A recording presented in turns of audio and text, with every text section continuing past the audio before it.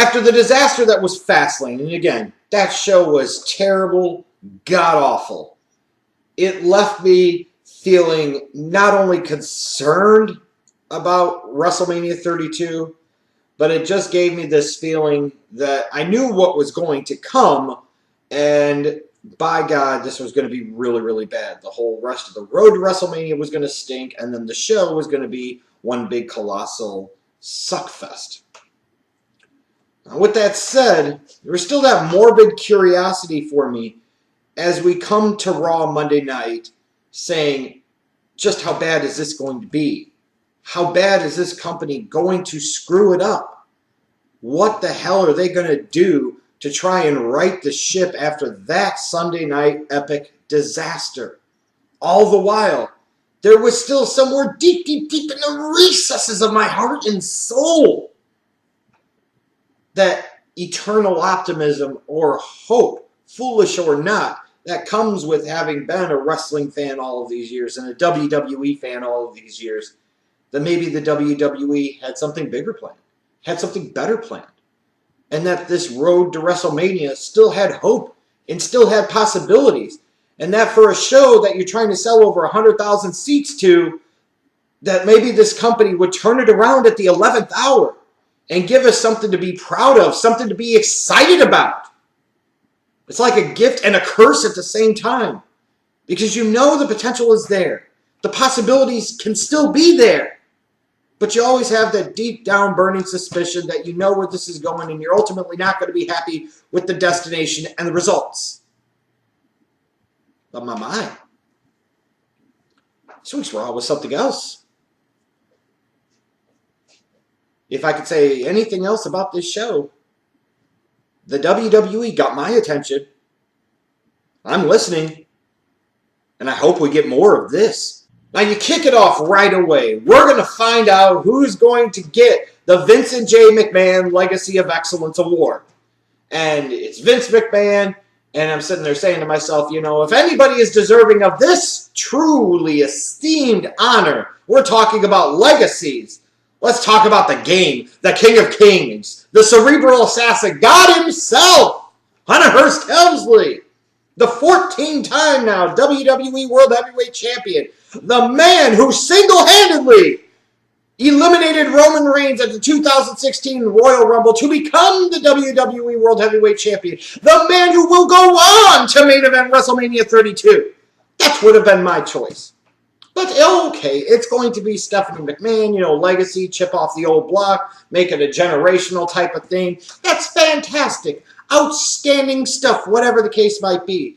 It's funny, as he announced Stephanie, I looked at Ashley and I said, you know, if there was ever a time for Shane McMahon to come back, this would be that point and this would be that moment. I just threw it out there because I'm like, it would make so much sense. And when you talk about throwing out this segment right away, you need something big. You needed something spectacular. You needed something to quickly shift the narrative away from the disaster that was Fastlane and get everybody to pay damn attention and to get everybody excited about what was to come for the next several weeks forward. So out comes Stephanie, and you're thinking, oh, maybe we'll get an interruption here from Roman Reigns.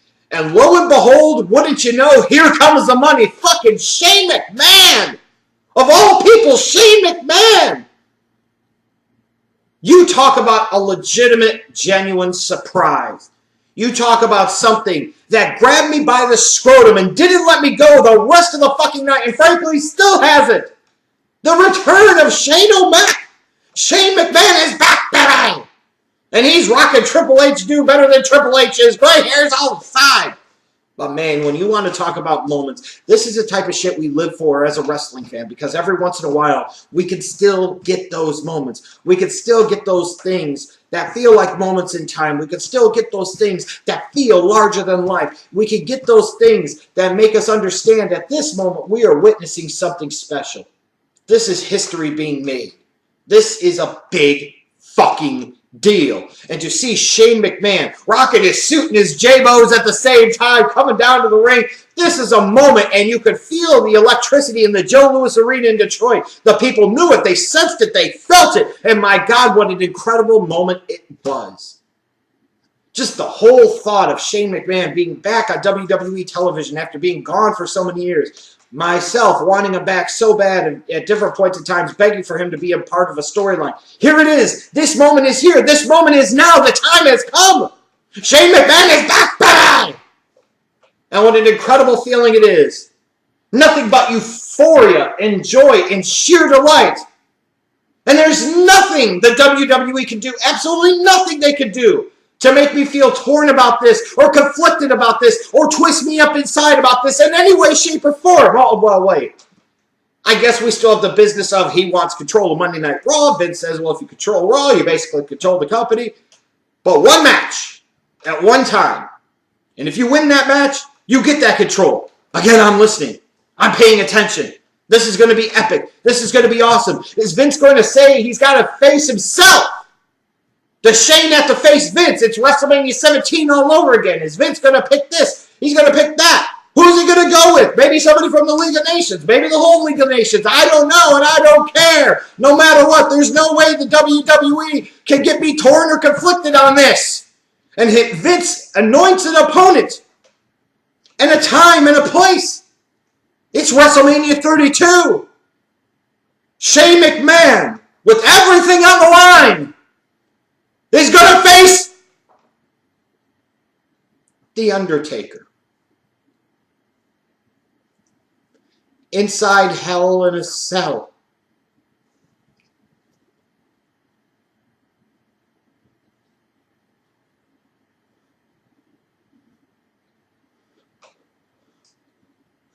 No! Shane McMahon was supposed to have a match at WrestleMania and win. The Undertaker is supposed to have a match at WrestleMania and win. And it just, no! Damn you! Damn you all, WWE! But anyways, we'll deal with that as the moment comes closer at hand. Let's talk about what else we got on the show. In general, the first 2 hours of Raw was pretty good.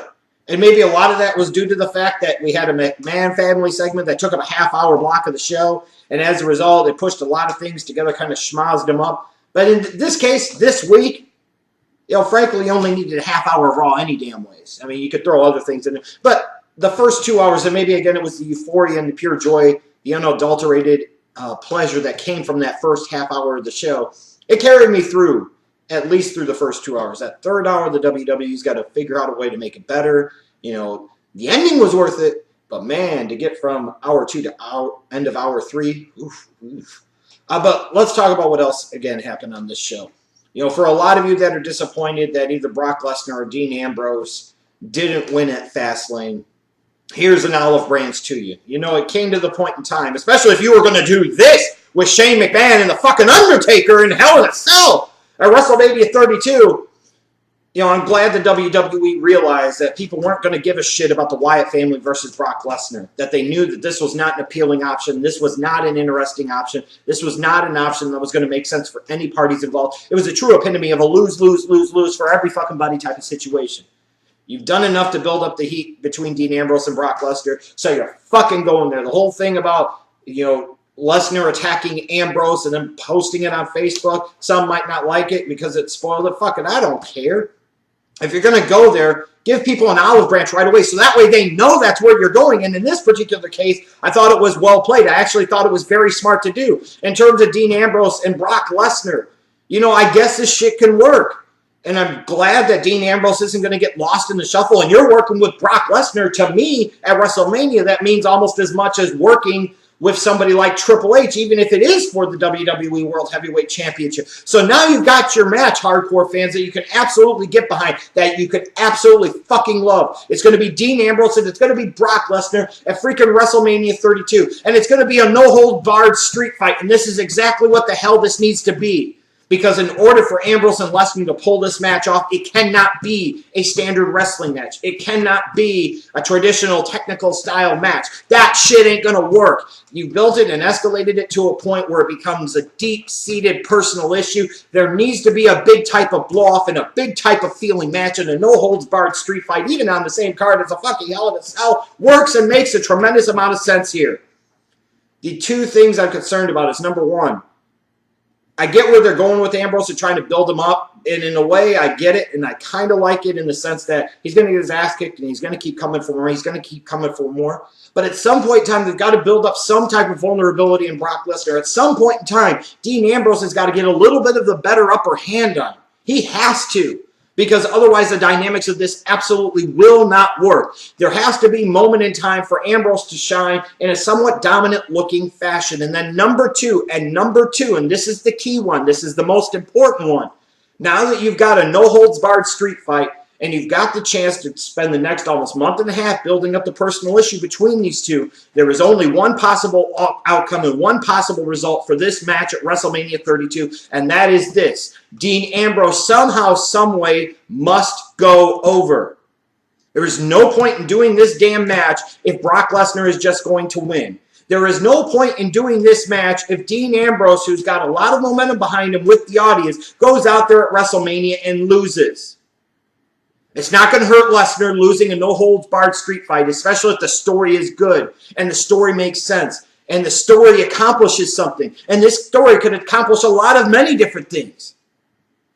The only way that this becomes a benefit and a win-win for all parties involved is Dean Ambrose must, and I emphasize again, must go over at WrestleMania 32. Now again, with the opening segment going a half hour, running McMahon strong, you knew some things were going to be sacrificed as a result this week, and that's okay.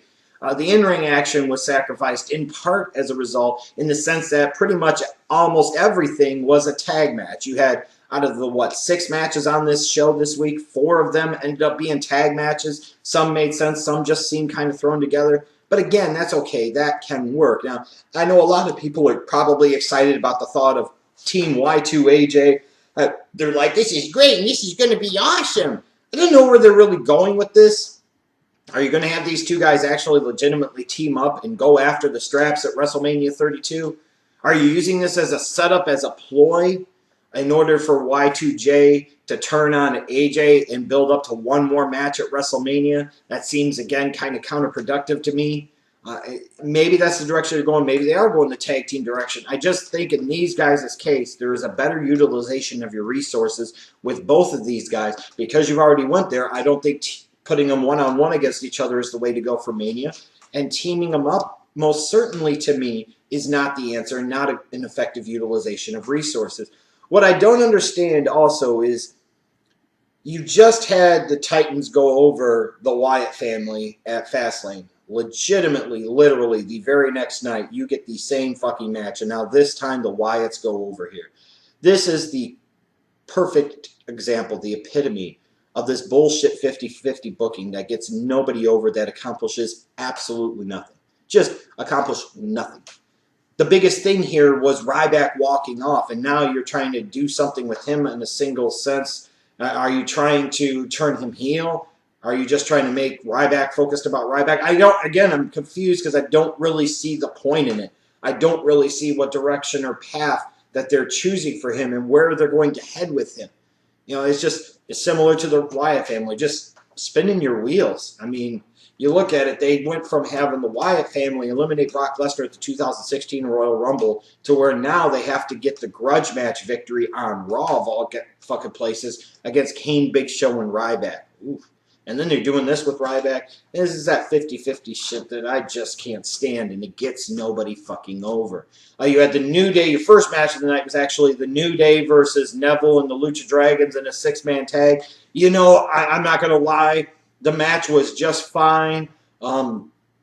Anything following Shane O'Mac's return, Shane O'Mac being back, was going to get a whole lot of out of me. It just really didn't fucking matter. And this match, in a way, really didn't fucking matter. I thought it was interesting that the New Day was doing that little pre-tape promo about the League of Nations. You know, are you going to actually go with the New Day being babyface? I don't know that they're going there with that. Why would you go with the League of Nations thing? I don't know. It seems like they're setting up to something in terms of a big-time schmaz tag team match at WrestleMania 32. My personal hope, again, is that 15 years later, it is going to be a TLC tag match for the titles.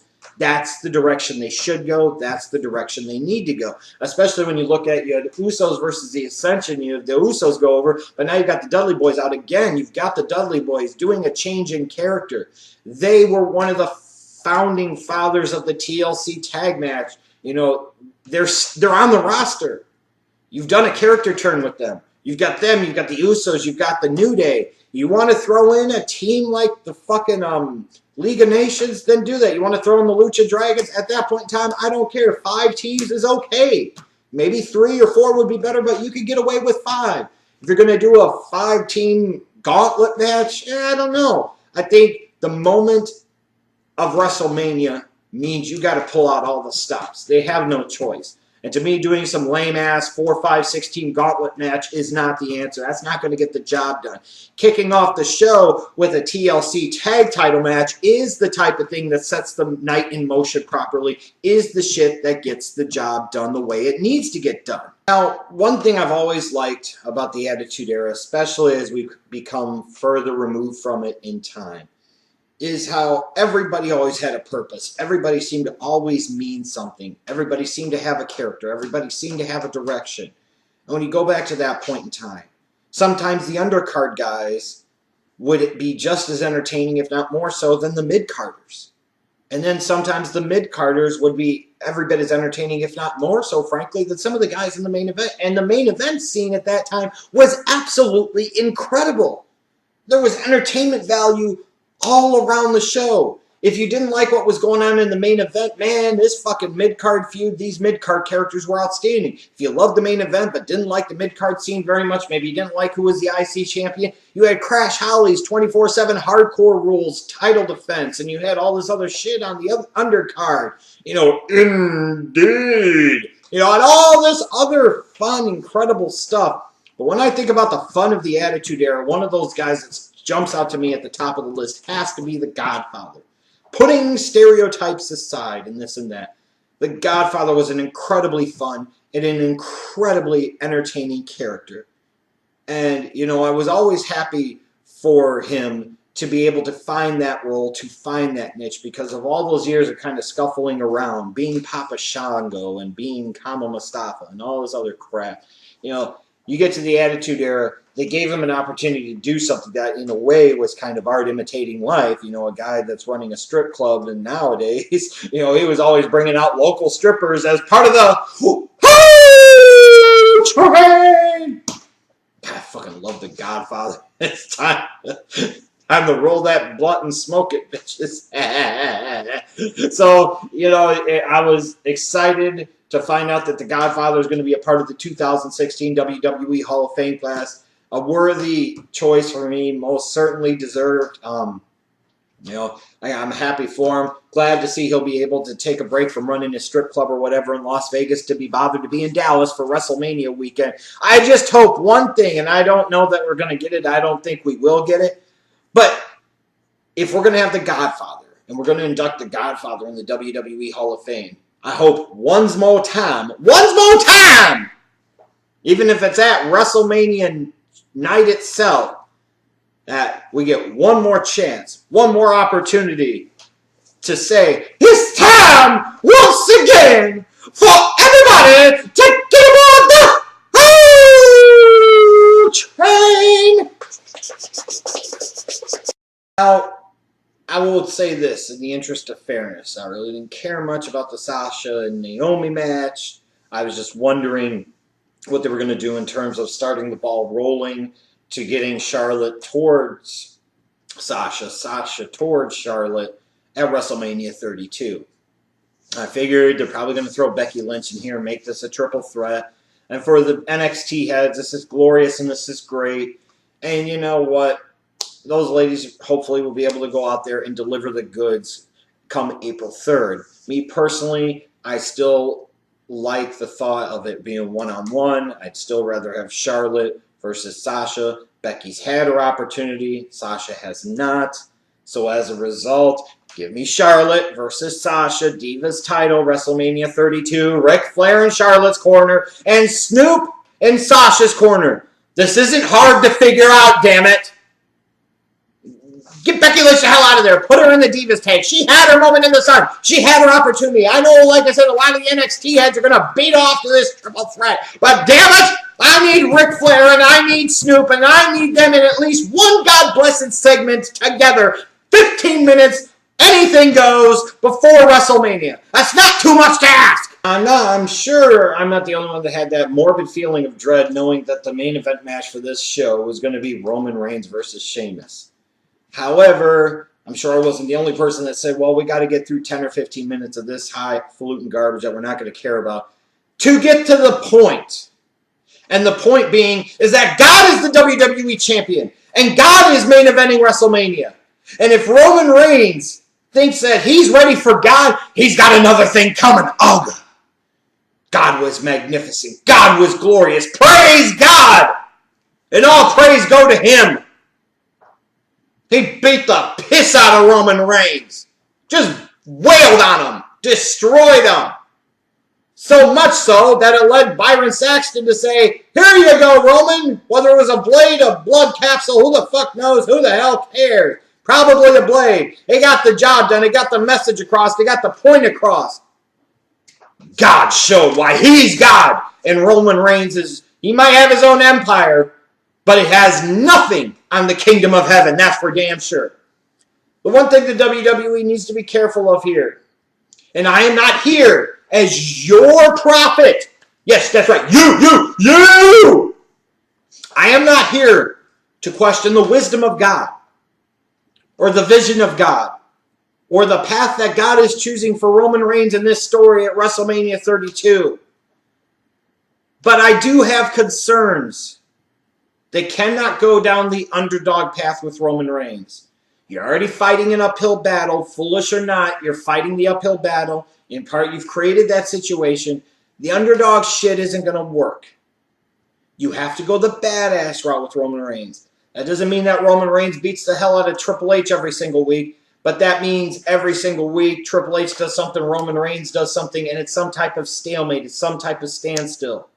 Because if you continue to beat down Roman Reigns week in and week out, the fans will probably get even more behind Triple H, and that's not the direction you want to go.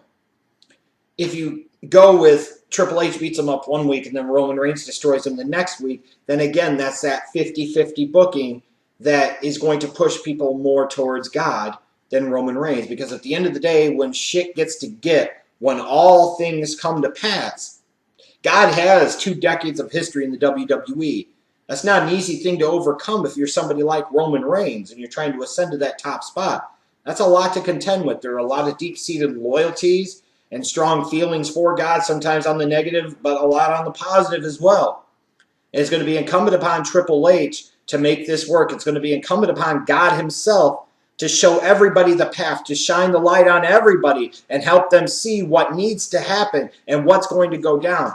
But they must be careful on the path and direction and choices that they make. Because either A, you're going to end up with a situation similar to WrestleMania 22, where the guy that you're trying to crown as that next generation is getting booed out of the fucking building.